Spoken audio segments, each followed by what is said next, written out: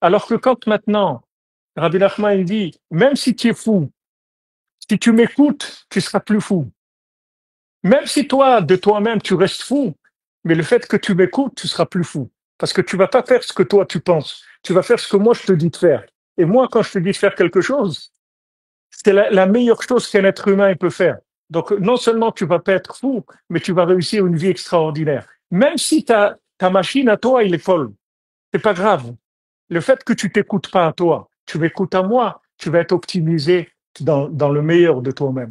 Ça, c'est la base d'un esprit qui comprend. Quand on se rapproche de Rabbi Nachman, on comprend ça on voit que vraiment il peut nous amener au meilleur de nous-mêmes.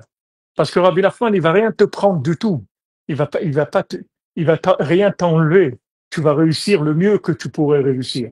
Seulement, tu vas, tu vas, tu vas être toi-même. C'est-à-dire que cette réussite-là, elle t'appartient complètement.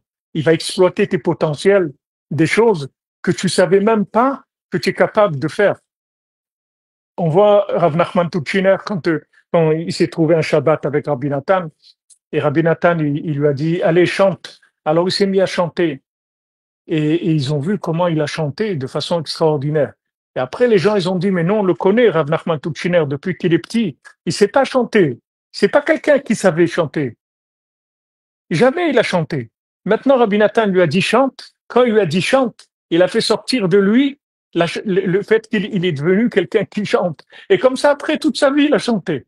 Et il chantait de façon extraordinaire. Les gens, ils venaient, même des gens qui étaient contre Breslev, ils venaient écouter la prière de Rav Nachman Tutchiner parce que c'était une prière, quelque chose d'extraordinaire. Comment il est devenu? Parce que Rabbi Nathan lui a dit, allez, chante. Quand il lui a dit ça, il a fait sortir de lui cette partie de lui qui était complètement ignorée de lui-même.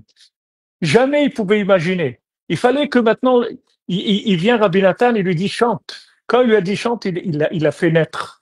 Donc, on a des potentiels extraordinaires, mais il faut que quelqu'un nous fasse naître ces potentiels.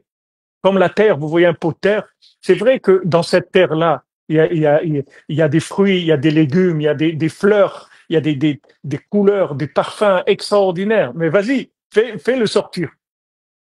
Fais-le sortir, vas-y. Allez, prends de la terre, vas-y, fais. Tu vas voir, tu peux pas.